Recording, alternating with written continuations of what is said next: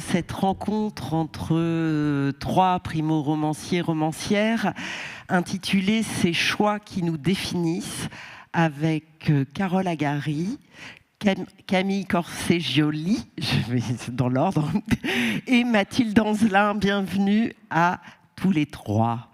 Je ne sais pas s'il sera tant question de choix que d'avancer, se former, s'affirmer, se trouver ou se réparer.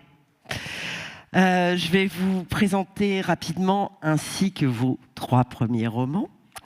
Carole Agary, bienvenue. Carole, vous êtes scénariste et réalisatrice de films, documentaires et courts-métrages de fiction. Vous êtes également écrivaine publique. J'adore ce terme. Percer la nuit est publié aux éditions du Rouergue dans la collection Rouergue Noir. Joanne, votre héroïne, vient de purger 6 ans de prison pour un accident de voiture qui a tué sa propre sœur, Lily. Sœur adorée, sœur détestée, sœur solaire. Alors, état d'ébriété, certes, excès de fête, oui. Homicide volontaire ou involontaire, qui sait? Joanne ne se souvient de rien. Elle est libérée en conditionnel. Elle doit tenter de recomposer une vie dans cette ville des bords de la Garonne, mais aussi de recomposer une mémoire pour peut-être enfin savoir et s'autoriser à vivre. Ça va? Bon, c'est l'exercice le plus dur. Camille Corset-Gioli, vous êtes professeur et chercheur à l'université Transatlantique, paru aux éditions La Contrallée. 2 récits autour d'Alex, trentenaire jovial et angoissé, comme vous aimez à le définir. Un road trip aux États-Unis d'un côté, avec ses 3 meilleurs amis, avec pour destination finale l'adieu au sein. Et... oui, je suis assez contente de mon truc.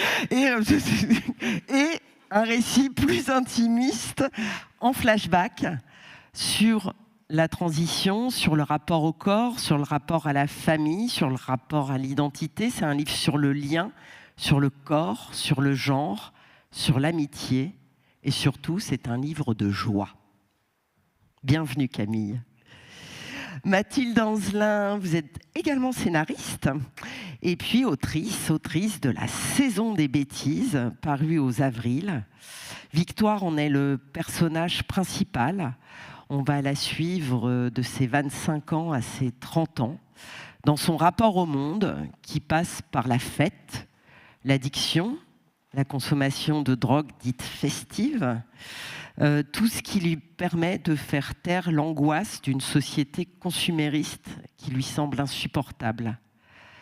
Peut-être incarne-t-elle une incapacité d'être, une trop grande solitude à laisser le temps passer et à essayer de le rattraper.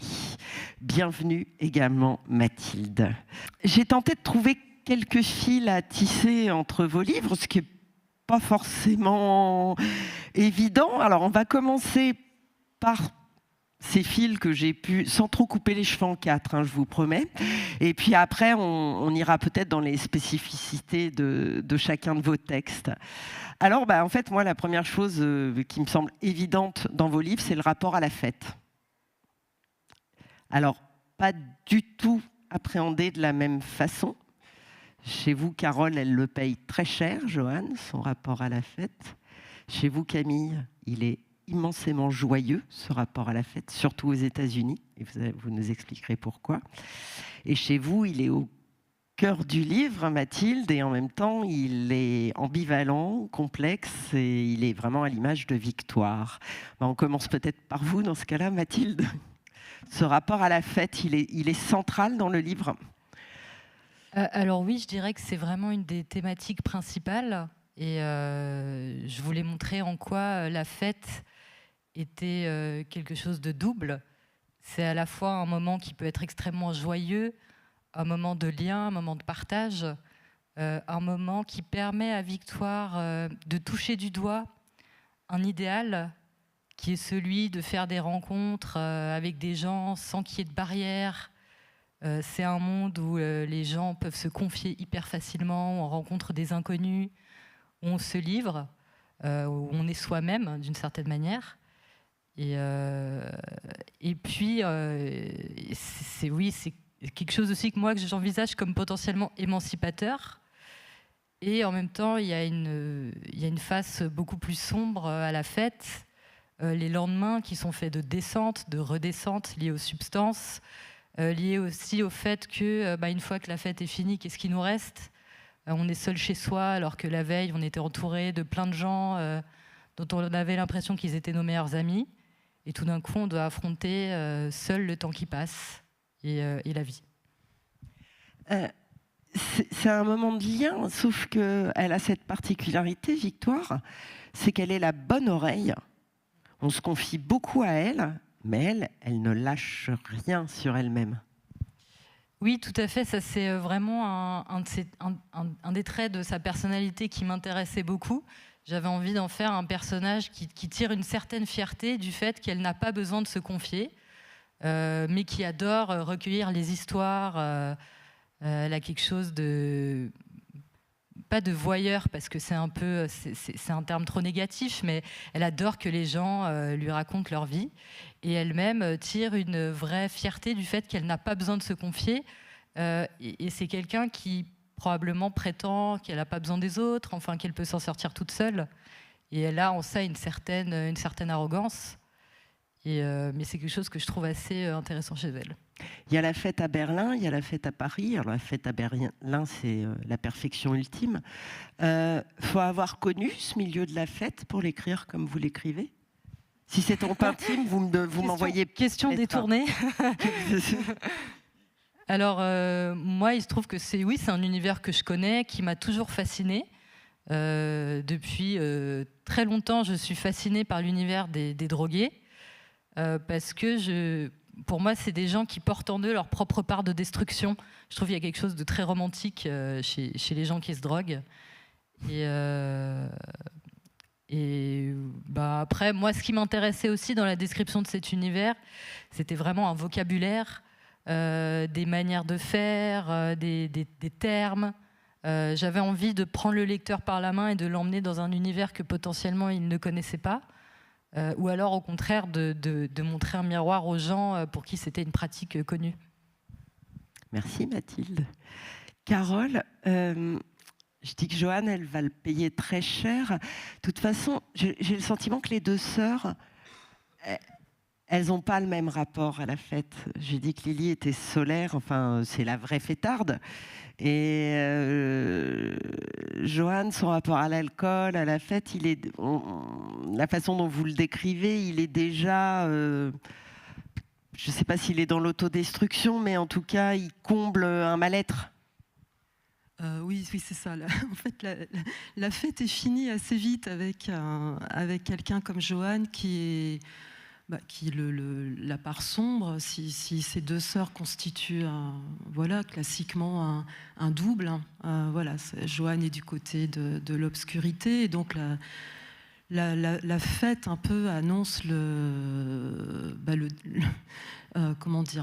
c'est tout de suite les lendemains qui déchantent, quoi, puisque cette histoire de fête, c'est surtout une addiction dont tout l'enjeu va être de ne pas rechuter, et finalement la fête sera peut-être plus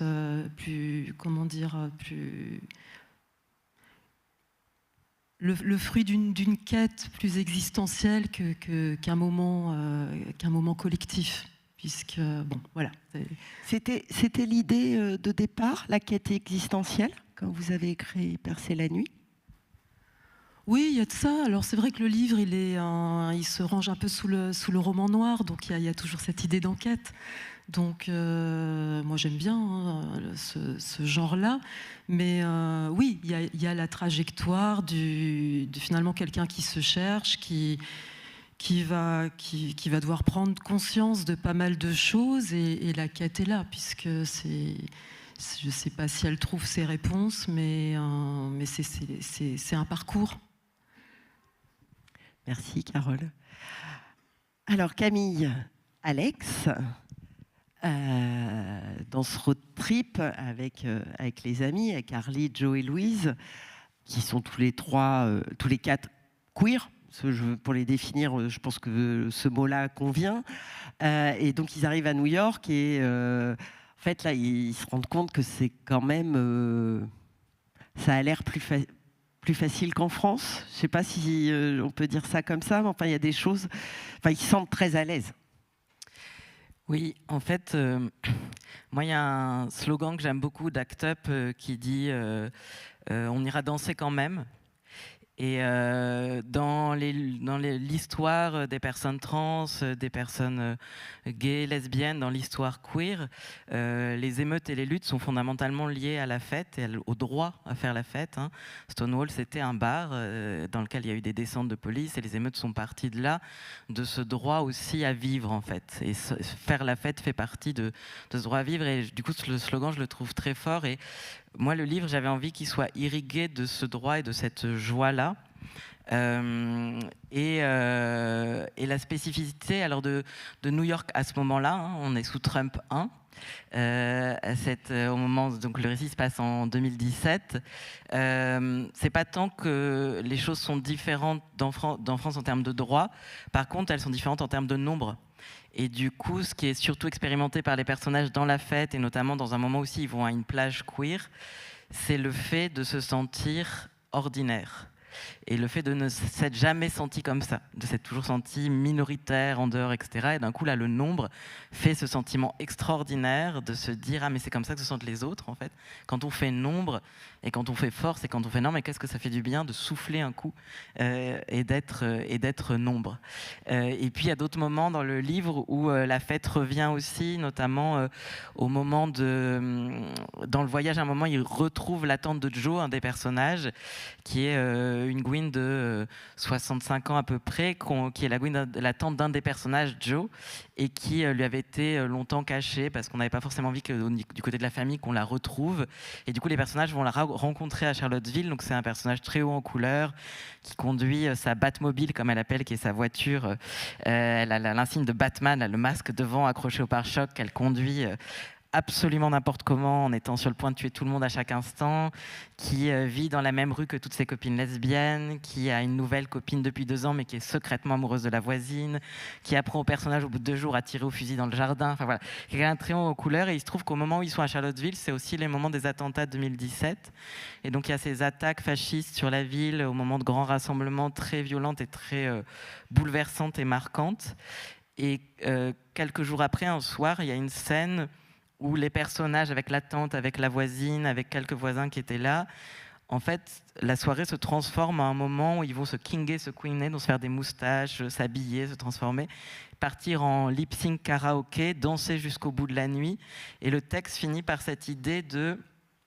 En fait, là où la mort ne cessait d'être ressassée et la violence, pour quelques heures seulement, dévier la violence par la joie immense d'être ensemble. Et du coup, pour moi, la fête, elle a aussi cet endroit-là de se dire, en fait, vu les sociétés dans lesquelles on vit, soit c'est mortifère, soit on danse. Et ça ne veut pas dire qu'on ne lutte pas, mais danser, c'est aussi lutter, quoi. Et du coup, dévier la violence à des moments donnés. Oui, chez vous, la fête, c'est vital, c'est la vie. Oui. Très clairement.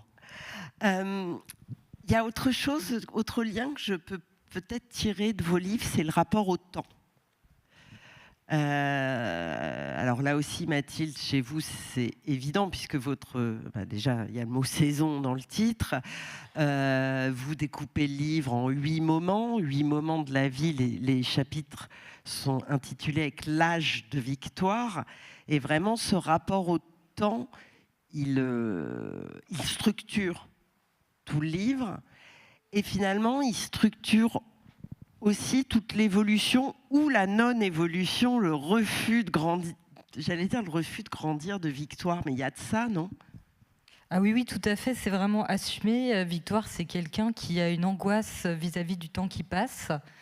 Et d'ailleurs, je trouve qu'il y a un vrai lien entre les drogues, enfin la prise de drogue et le rapport au temps. Déjà parce que quand on prend des drogues, on accélère le temps ou on le ralentit. Donc il y a un côté un peu petit alchimiste, magicien. On a la capacité de ralentir ou d'accélérer le temps en fonction des drogues qu'on prend. Je pense aussi qu'on vit dans des on vit dans des sociétés où il n'y a plus de rites de passage, notamment pour les adolescents. Et alors que c'est quelque chose qui est très structurant, qui a toujours été structurant dans les sociétés. Aujourd'hui, il me semble que c'est plus organisé par la société. Et du coup, il me semble que le fait d'un moment donné de se prendre une grosse cuite, de faire une grosse fête avec ses amis, éventuellement de prendre plein de drogues, ça correspond à un rite de passage. Et du coup, pour moi, le fait de faire la fête, pour Victoire, c'est rester dans un état éternellement adolescent. En fait, où on va tester les limites, on va faire des choses interdites, avec peut-être le secret espoir que quelqu'un nous tape sur l'épaule en nous disant « c'est pas bien, tu devrais arrêter, tu devrais commencer à prendre soin de toi ».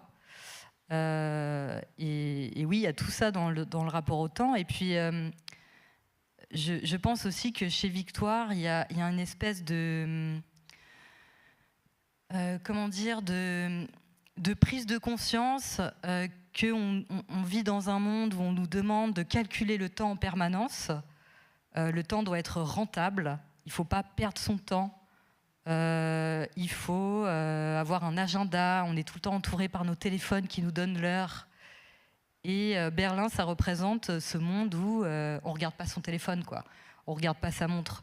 On pose le téléphone dans le sac et puis on se laisse complètement porter par le flux.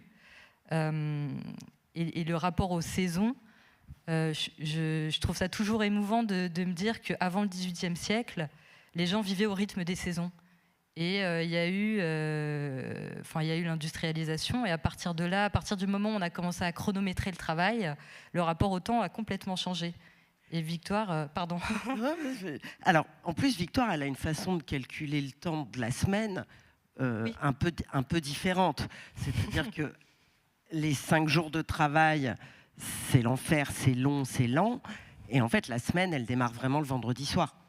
Oui, c'est ça. J'avais à cœur que dans chaque chapitre, il y ait un rapport au temps, que le temps soit vraiment présent dans tous les chapitres. Et il se trouve que chaque chapitre correspond à un âge, mais correspond aussi à un instant T.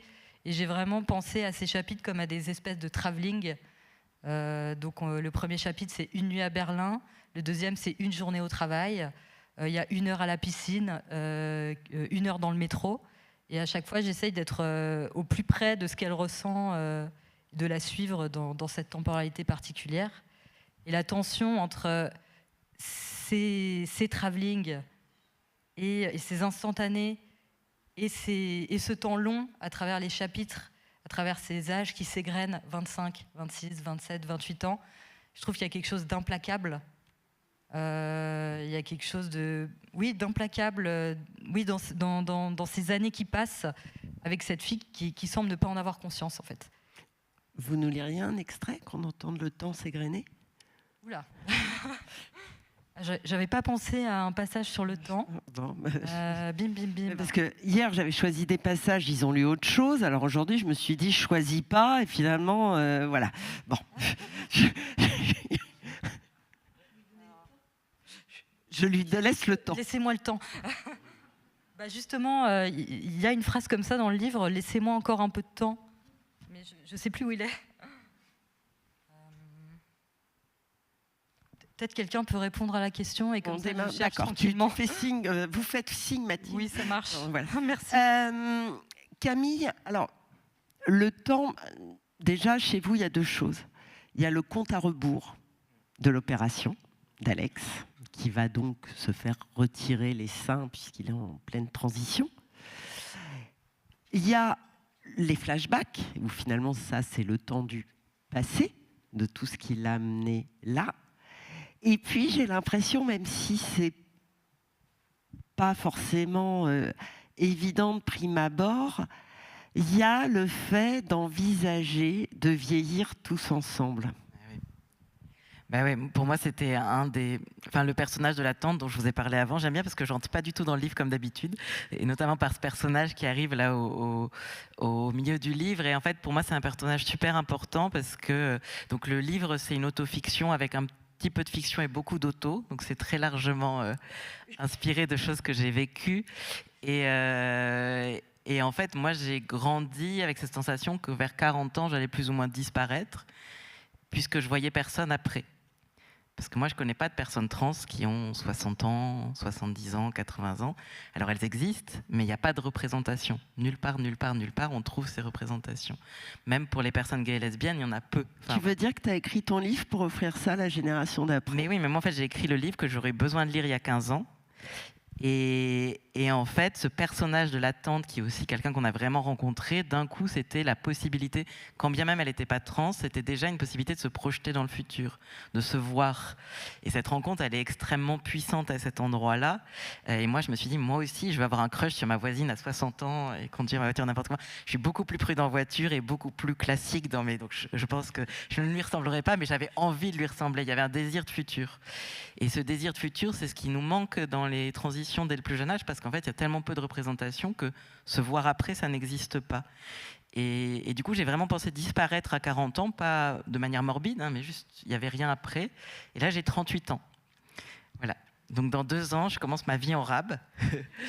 Et en fait, pour moi, c'était important ce personnage, parce qu'en termes de temporalité, je trouve que pour se construire, moi, je participe d'une génération trans qui est en train de s'accompagner à vieillir, mais sans visibilité de ses aînés, et que c'est une sacrée expérience particulière, et que du coup, il y a cette projection vers ce personnage-là, et il y a aussi le fait de se dire, bon, mais aussi, on va vieillir avec cette bande d'amis, et qui est présente à cet endroit-là. Et pour moi, ça, c'était un élément assez important, parce qu'on m'a beaucoup dit que mon roman était très adolescent. Qu'on aurait dit que les personnages ils avaient 20 ans et pas 30, etc. Et en fait, je pense qu'on m'a dit ça parce que ce livre se heurte à c'est quoi la temporalité classique de la vie telle qu'on nous l'apprend.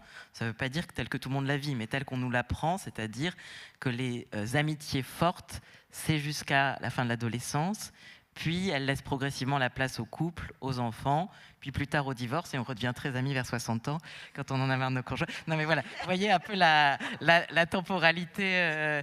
Et moi, j'avais envie que cette place d'amitié, qui a une place dans ma vie aujourd'hui très forte, à 40 ans, qui a toujours cette centralité-là. 38 à 38. Oui, j'ai dit combien ? T'as dit à 40. 40, oui, bon, voilà. Et en tout cas, qu'à ce moment-là de la vie, on puisse se dire, mais en fait, c'est possible aussi d'imaginer des endroits où, en fait, ces liens-là, ils continuent d'avoir cette force. Et en fait, je trouve qu'on manque beaucoup de beaux romans d'amitié qui ne sont pas à l'adolescence, qui sont à d'autres moments de la vie.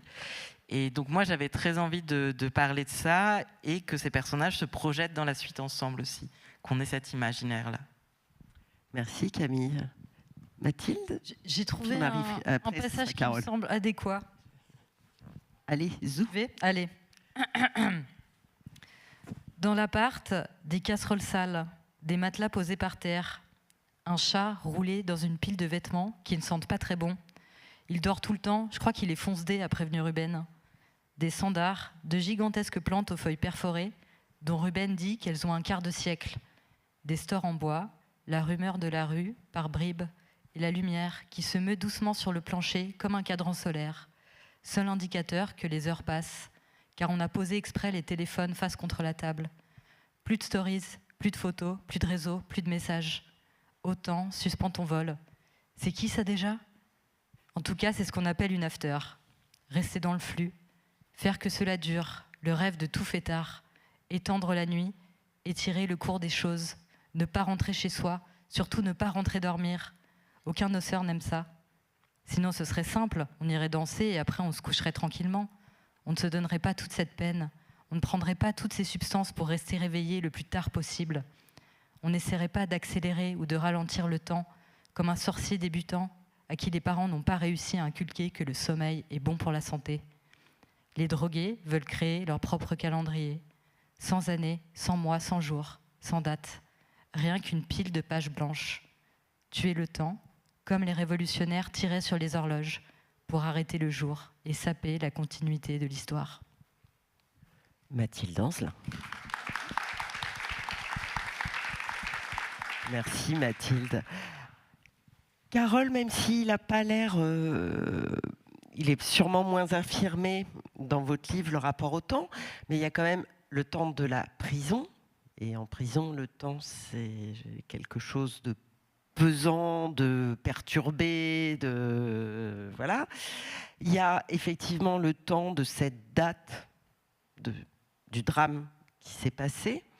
Et puis, effectivement, il y a le temps de la libération et le temps de la conditionnelle, qui est très réglé, hein, parce qu'elle doit se rendre des comptes très régulièrement face à une administration un brin largué d'ailleurs. Et il y a un moment, elle finit, enfin quand elle veut parce qu'elle passe par des phases où elle manque retombée, elle veut s'en sortir, et où elle met des post-it, des choses à faire, essayer de régler sa vie, de faire un planning.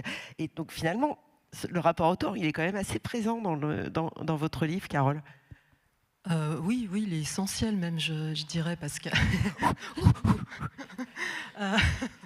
Non, mais il y a le temps de la prison, il y a le temps de la réparation, il y a tous les temps qui se mêlent, et le fil à trouver à travers ces temps-là puisque quelque part sa vérité se trouve peut-être au moment du drame. Qui a provoqué son exclusion de la société et sa détention. Et sa mémoire vacille et doit retrouver une plasticité à travers toute cette temporalité, puisqu'il y a aussi le temps du rêve, enfin plutôt du cauchemar là en l'occurrence, et puis le temps qui n'est pas celui de la société, son temps à elle propre, son horloge intime qui n'est pas du tout synchrone avec le temps de la société qu'elle va retrouver en sortant.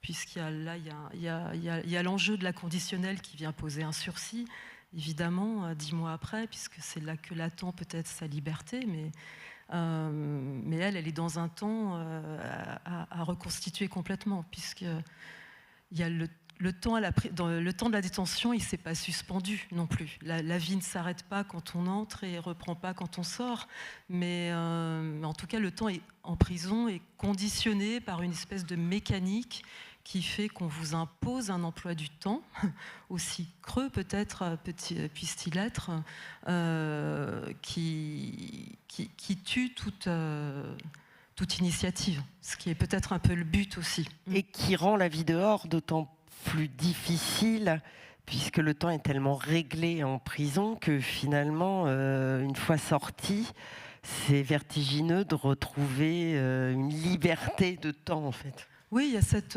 trame à reconstituer, à reconstruire. Enfin, en tout cas, là, pour le personnage, il s'agit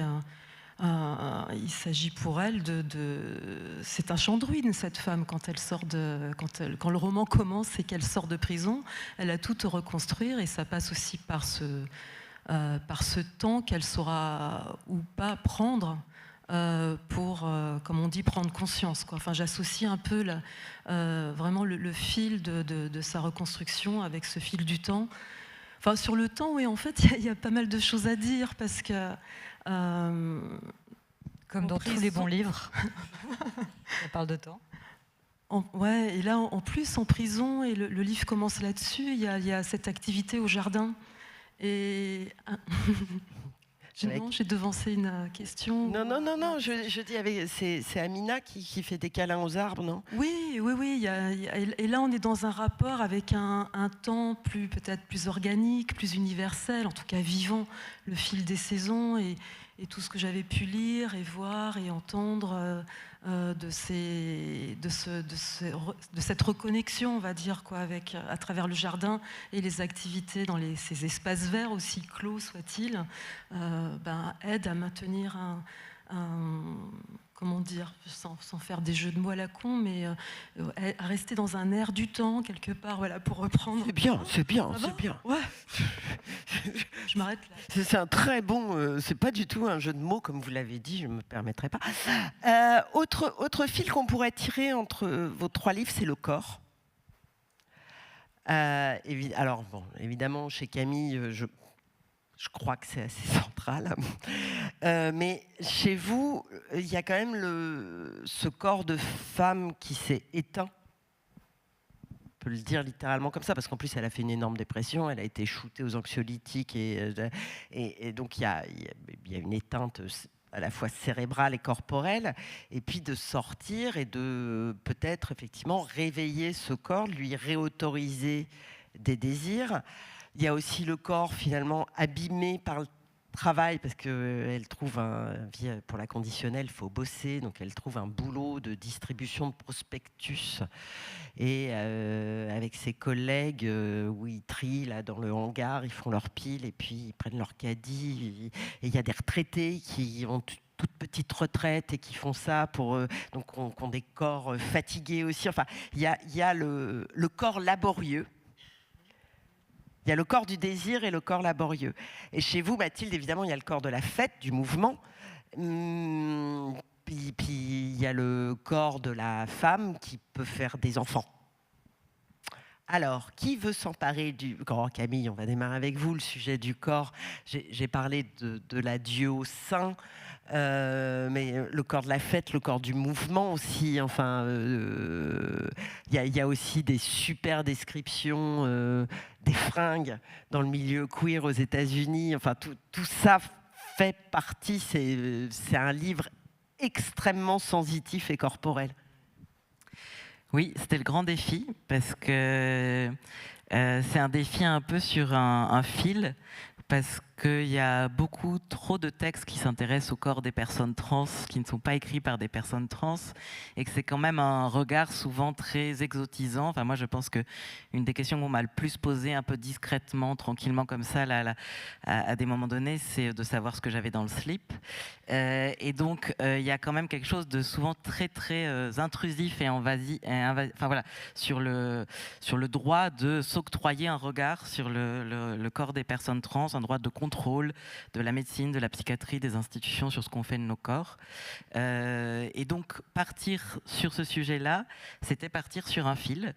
Et pour moi, c'était important de l'aborder, et de l'aborder avec une autre perspective, un autre regard, un endroit aussi sur la question de l'opération qui est finalement un des éléments de ce grand voyage d'amitié.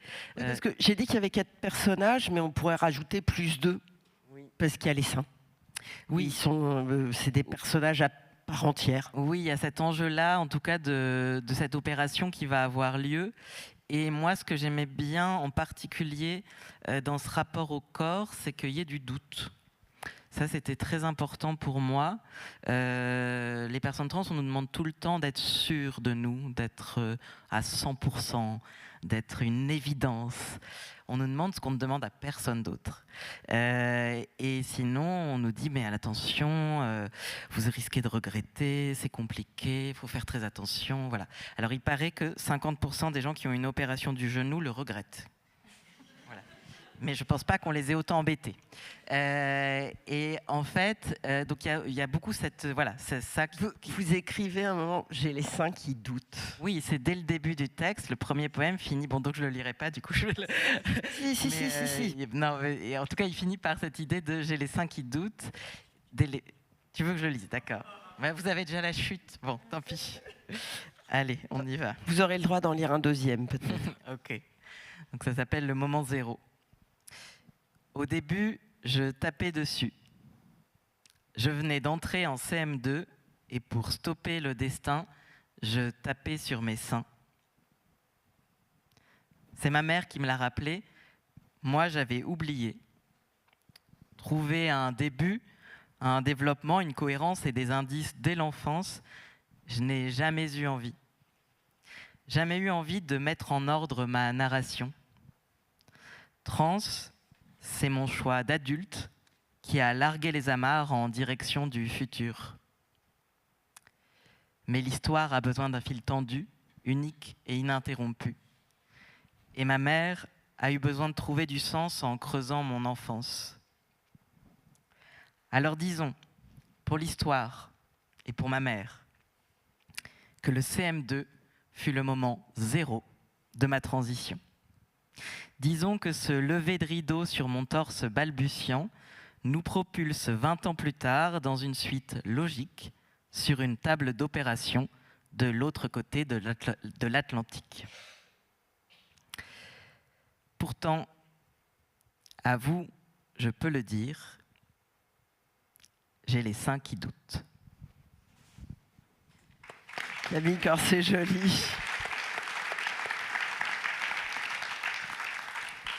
Voilà. Et du coup, cette question du doute, pour moi, elle était vraiment centrale que là où c'est ce qui nous lie, en fait. Parce que qui est 100% sûr du métier il ou elle a choisi pour toute sa vie, qui est 100% sûr de son mariage, de ses relations.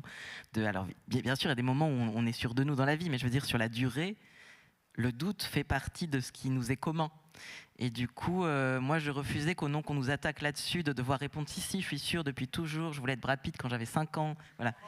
Bah oui, ça, je l'ai raconté, voilà.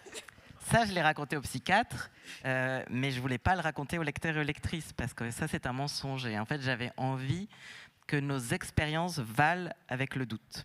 Et que ce n'est pas parce qu'il y a du doute que ça ne vaut pas et que ça avance vers ça. Et du coup, l'opération et cette question de la torsoplastie et de cette opération qui va venir est une opération qui est beaucoup menée avec tout un tas d'interrogations, de doutes et de joie qui avancent ensemble vers un choix. Voilà. Et c'est ça, enfin, il y a des moments absolument extraordinaires. Je ne sais pas si vous aviez vu passer ça il y a quelques années. Il y avait un photographe, un mec qui s'est trimballé dans le monde entier avec un pingouin en plastique qui posait partout, donc à côté des pyramides, machin. Il en a fait un livre qui est absolument extraordinaire. Et vos seins, c'est un peu le pingouin. Enfin, je suis désolée, mais voilà. Enfin, il y a des scènes où toute la bande dit, avant qu'ils disparaissent, faut faire des souvenirs, quoi. Oui. Et vous faites des photos un peu n'importe où, avec les autres qui vous planquent un peu, parce que un peu n'importe où, ça veut dire dans la rue, dans les parcs, aux États-Unis, etc.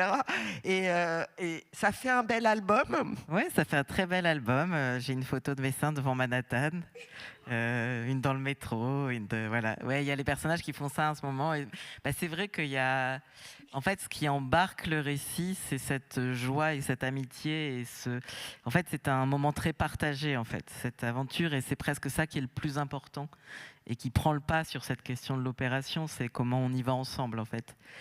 Juste avant l'opération, il y a un des personnages, Joe, qui rappelle Alex. Alex se tourne et il enlève son t-shirt et Joe a marqué sur son torse « Bye bye boobs, solidarité ».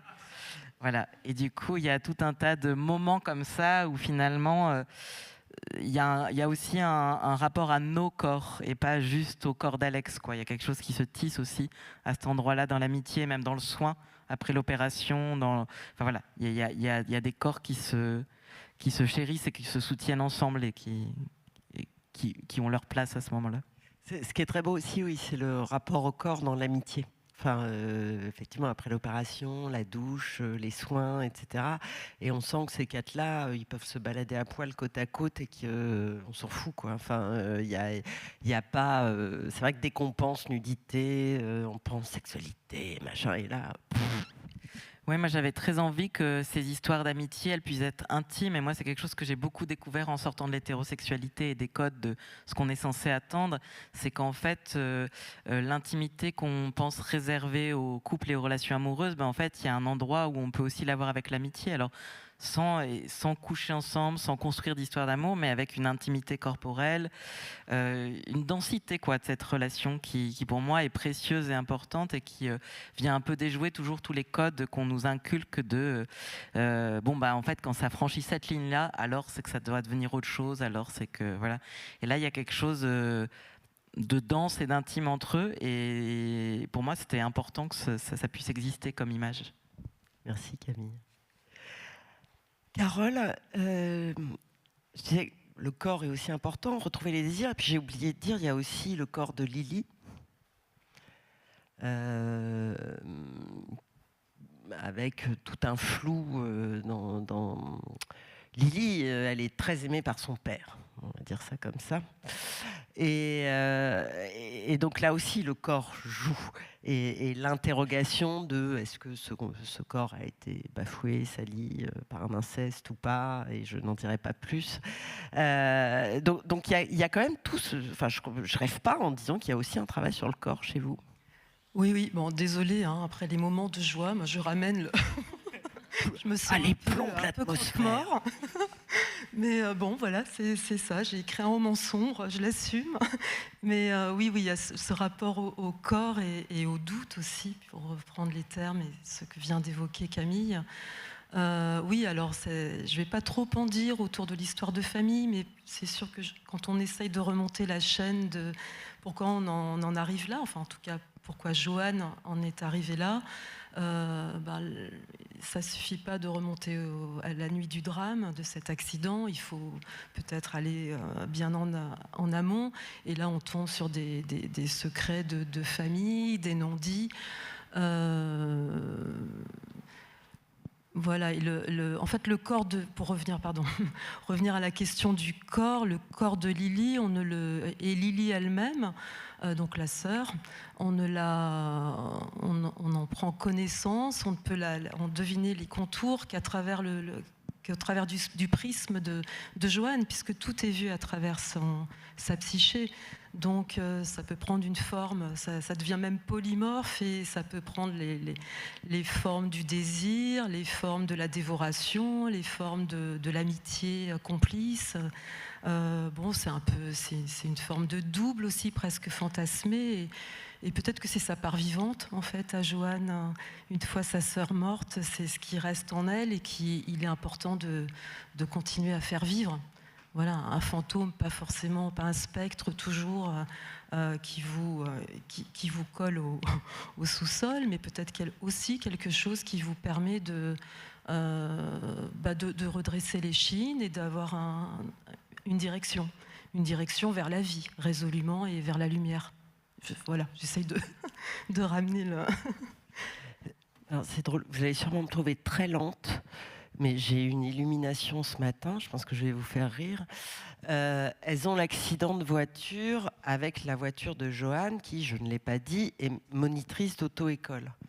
Donc vous savez, c'est ces voitures avec double pédalier. Et en fait, ce matin, je me suis dit, mais double pédalier de sœur ? J'avais pas capté encore. J'imagine que finalement ce choix du métier de Joanne, de la voiture, c'est aussi cette gémellité entre les deux frangines.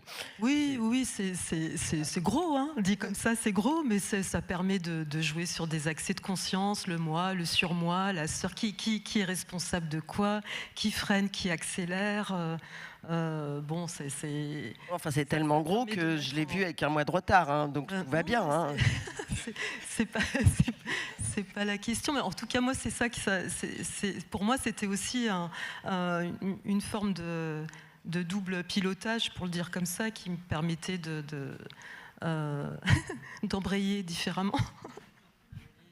Elle est forte. Mathilde, le corps de Victoire, c'est à la fois un corps qu'on imagine plein d'énergie pendant la fête, un peu plus mollasson pendant le boulot, parce qu'il faut se remettre de la fête. Et en fait, c'est un corps qui est quand même très mis à mal.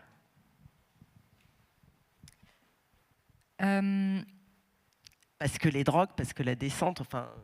Oui, qui est mise à mal et en même temps qui est exaltée, parce que pour moi, c'est vraiment un livre de sensations. C'est un livre où j'ai voulu... Enfin, moi, c'est quelque chose que j'adore faire en écriture, c'est essayer d'être très, très évocatrice dans les sensations pour que le lecteur, la lectrice ait l'impression d'être dans le corps du personnage, en fait. J'adore faire ça. Et effectivement, Victoire, elle a un rapport très ambivalent à son corps, comme beaucoup de gens, hein, je pense. Mais elle prend des drogues parce que ça va modifier toutes ses sensations corporelles. Donc tout d'un coup, les sons, elle va plus les entendre, elle va les voir, par exemple. Donc tous ses sens sont modifiés et elle trouve ça fascinant. Et effectivement, il y a le moment de la redescente. Et puis, donc il y a une exaltation du corps, il y a aussi une négation. En fait, elle veut oublier son corps, elle veut s'oublier elle-même, en fait, en se droguant et en faisant la fête. C'est aussi une manière de plus être soi, quoi, de voler au-dessus de soi. Et elle va être rattrapée par un événement qui est très très très corporel. Et je n'en dis pas plus, mais ça va la frapper. En fait, elle va être rattrapée par son corps et par la biologie, et peut-être par son désir profond. Et donc, il y a aussi un moment donné où elle va arrêter de se droguer, et où ça va passer par notamment le fait de faire du sport. La piscine. Notamment la piscine. Voilà. Et tout d'un coup, elle se rend compte que ce corps, elle l'avait complètement oublié, qu'elle l'avait laissé de côté, qu'elle n'avait pas voulu y penser. Et elle est surprise de se retrouver avec un corps dans l'eau, et elle se rend compte qu'elle est complètement nulle, en fait, qu'elle n'arrive pas à aligner 3 mouvements de brasse, elle doit retrouver son souffle, elle a l'impression qu'elle va mourir à chaque fois qu'elle met la tête sous l'eau, mais elle doit en passer par là, quoi. Elle doit en passer par là pour se retrouver son corps et retrouver son rapport au réel, en fait. Son rapport à la réalité doit passer par là. Se retrouver 3 fois, vous l'avez dit 3 fois. J'ai dit se retrouver 3 fois. Et se retrouver, je crois que vos 3 personnages, je l'ai dit dans l'intro, mais c'est vraiment ça, se retrouver, se trouver, se définir, s'ancrer aussi, peut-être. Carole, ça vous va si je choisis l'extrait Dites-moi si ça te va. J'aime beaucoup la partie, tu sais, du snack. Ah, mais moi je prends. Je trouve que c'est un des passages où elle retrouve pour la première fois des sensations et un sentiment un peu de liberté, peut-être. Oui ? Oui. Non, mais c'est bien parce que je l'ai jamais lu. Non, mais j'impose pas, mais comme non. Tout à l'heure, vous avez... Oui, en fait, oui, juste pour devancer ou présenter un tout petit peu, parce qu'on on a cette partie-là du roman. Il y a ce temps où la conscience va commencer un peu à je vous vois pas bien avec mes lunettes, elles sont adaptées pour la lecture, mais ce temps où peut-être, je devrais le dire autrement, il est temps de sortir de soi et de cesser d'être auto-centré par la nécessité et les épreuves, et de commencer à regarder ce qui se passe autour, et de cesser aussi de se sentir tout le temps regardé pour enfin faire le mouvement inverse et regarder les autres. Et peut-être que le passage que tu as choisi, il parle de ça, donc le voici. Elle s'était réfugiée dans un snack voisin. Installée sur une banquette derrière la baie vitrée, elle commanda l'assiette spéciale de la maison. J'ai commencé au bon endroit ? Ouais. Oui, pardon. Il était encore tôt pour déjeuner, elle était la seule cliente de la minuscule gargote. La serveuse, qui était aussi la cuisinière, l'invita à patienter en la mettant à l'aise. De retour au comptoir, elle lança sa playlist et ce simple clic eut sur Joanne l'effet d'un coup de baguette magique. Les souvenirs stressants de sa matinée fondirent au fur et à mesure que coulait la voix chaude et enrouée d'une chanteuse de jazz flamenca. Elle n'avait jamais rien entendu de pareil. Son timbre sensuel diluait les pigments colorés de rythmes afro-cubains que contrait un piano clair, légèrement dissonant. Yo creo en mí, yo creo en mi manera de decir, en lo que digo, yo creo en mí, en ti, en mí, a mi manera. Calée derrière l'écran carré de la vitrine, elle sirota son soda aux agrumes en contemplant les passants. Depuis qu'elle était sortie de prison, elle avait passé davantage de temps à se prémunir du regard des autres qu'à les observer. L'exposition plein sud de l'échoppe la rendait invisible aux regards extérieurs. Il était temps d'inverser le mouvement. Elle mit à profit cette séquence de cinéma-vérité sur un échantillon de vie sociale dont elle avait été bannie pendant plus de 6 ans et se reput un moment du défilé qui s'offrait à elle en attendant sa commande. L'occasion se présentait de faire un point sur les tendances vestimentaires et comportementales. L'idée de se mettre à jour à moindre frais la fit sourire.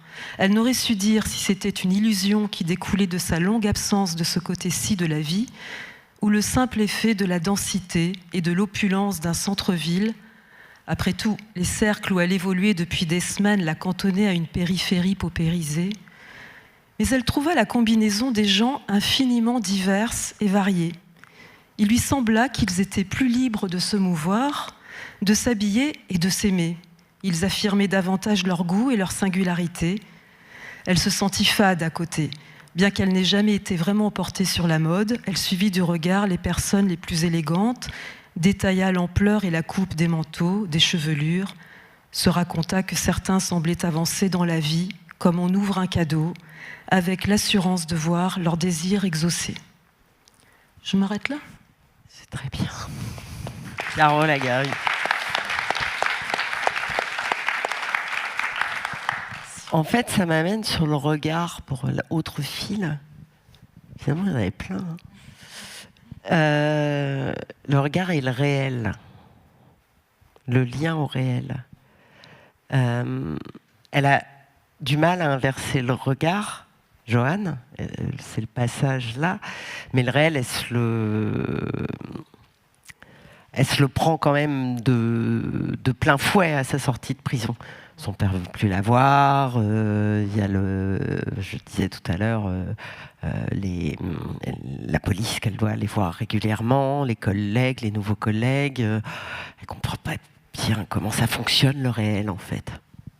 Ah bah, elle s'y cogne, oui, vraiment. Et en tout cas, il vient la frapper, c'est sûr. Et puis voilà, il y a aussi je crois que je le disais tout à l'heure, mais du fait de devoir retrouver un peu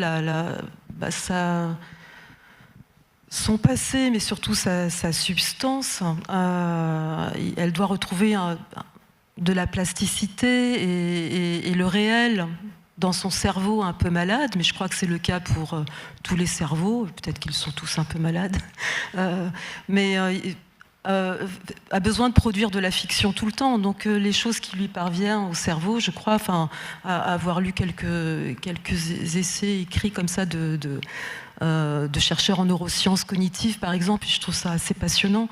Le cerveau produit tout le temps du sens, de la signification à partir des choses qu'il perçoit et donc transforme le monde, ou le crée peut-être au fur et à mesure. Donc qu'est-ce que la réalité ? C'était, voilà, en fond, il y avait un peu cette question-là, quoi. Et d'ailleurs, Joanne ne sait pas faire la différence tellement entre ce qui est la part de la nuit, des rêves et des cauchemars, et ce qui est de la réalité. Il y a une perméabilité énorme entre les deux, et il faut faire avec ça, et donc plutôt croire que savoir, quelque part. Cette perche pour Mathilde. Victoire, pour elle, le réel, c'est la fête, donc c'est l'illusion, en fait. En fait, vraiment, le rapport au réel, et qu'est-ce que c'est le réel, et qu'est-ce que c'est la vraie vie, c'est la grande quête de Victoire, effectivement. Et c'est vraiment au cœur du livre. Et c'est vrai que dans un premier temps, Victoire nous dit dans le premier chapitre, en fait, le premier chapitre, c'est toute une nuit à Berlin, en fait. Donc on la suit dans ce moment de fête. Et ce qu'elle vit est tellement intense, tellement fort, tellement beau. Son rapport aux autres est tellement vrai. Elle a l'impression de connecter tellement fort avec les gens. Elle se dit, mais c'est ça la réalité, c'est pas possible, c'est ce que je suis en train de vivre maintenant. Et après, le lundi, elle retourne au travail, et là, elle a l'impression que tout le monde doit porter un masque, que tout le monde a un masque social, qu'on fait du small talk, que les gens ne disent pas ce qu'ils ont vraiment envie de dire, et elle se dit, voilà, ça c'est un mensonge, en fait, l'illusion, elle est là. L'illusion, elle est dans la vie de tous les jours, et on nous vend que c'est ça la vraie vie. Alors que la vraie vie, Rimbaud a écrit « La vraie vie est absente ». Donc Victoire, elle est totalement dans ce questionnement. Sauf qu'il y a ce moment où le réel vient la percuter à travers son corps. Et là, elle remet tout en question. Et là, elle se dit « Et si c'était le monde de la fête qui était une illusion ?» Et ça correspond aussi à un moment où, par ailleurs, la fête, ça se passe moins bien. Elle a l'impression que ses amis disent que des conneries, en fait. C'est rigolo parce que la description de comment ça se passe d'habitude en amitié par Camille tout à l'heure, enfin le moment où elle devient très sage, elle est chiante pour ses amis, quoi. Enfin, elle est horrible, mais elle a besoin de passer par là, en fait. C'est-à-dire que elle a besoin de cette phase de rejet et de se dire, en fait, mais je voulais aussi montrer que c'est pas parce qu'à un moment donné on décide, d'ailleurs c'est derrière le livre, mes éditrices ont bien choisi.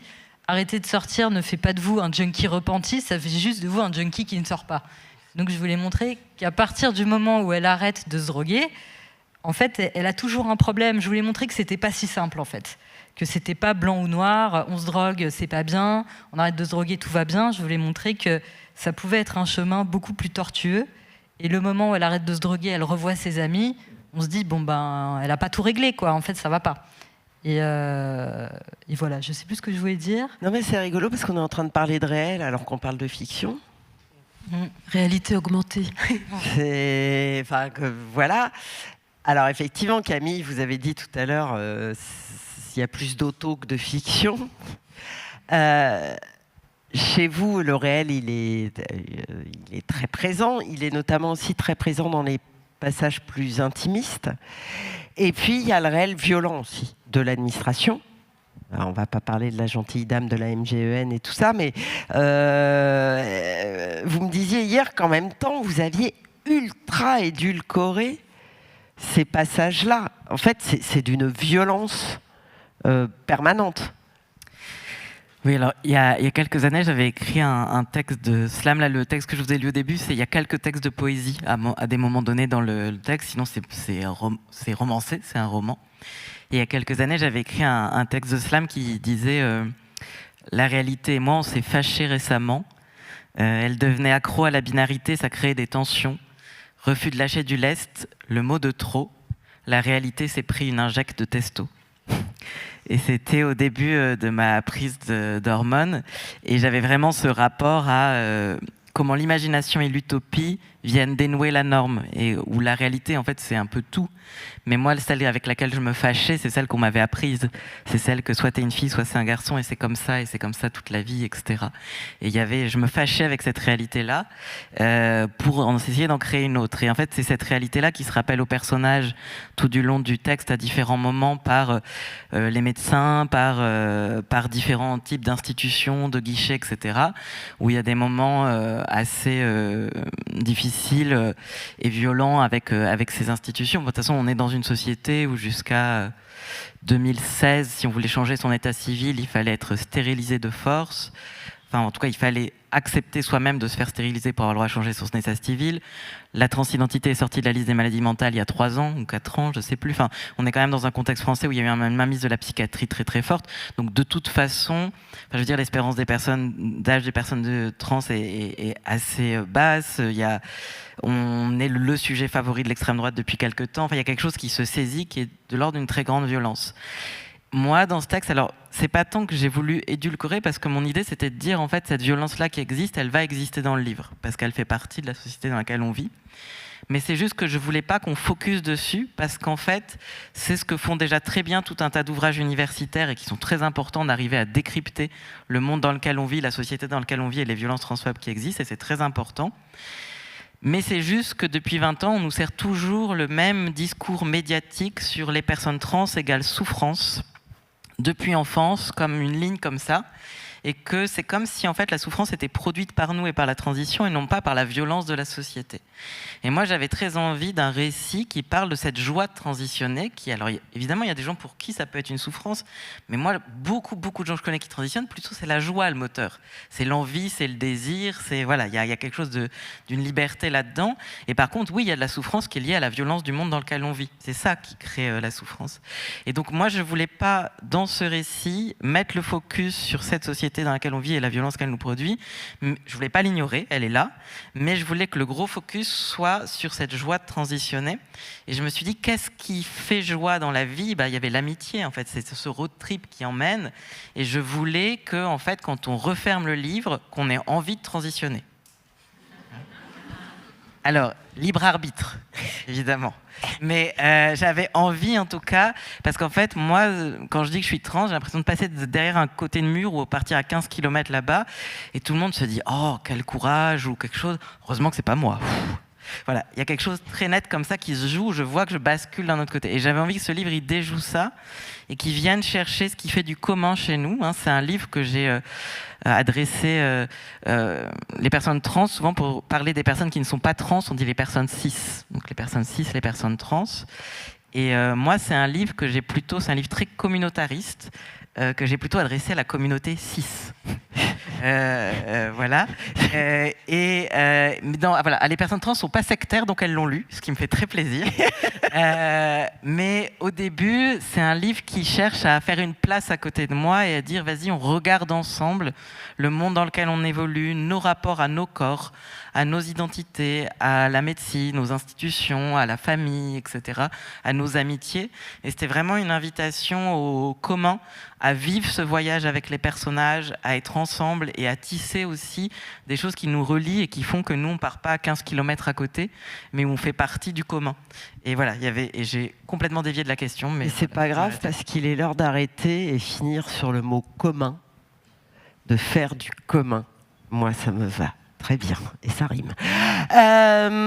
On n'aura pas le temps de parler d'écriture, mais c'est vrai qu'entre Carole, qui manipule un peu les codes du noir, en tout cas ce code que j'aime beaucoup dans le noir, c'est-à-dire que le monde et l'être humain n'est pas binaire, le bien, le mal, la frontière est très poreuse, et là, Joanne et d'autres incarnent parfaitement ça.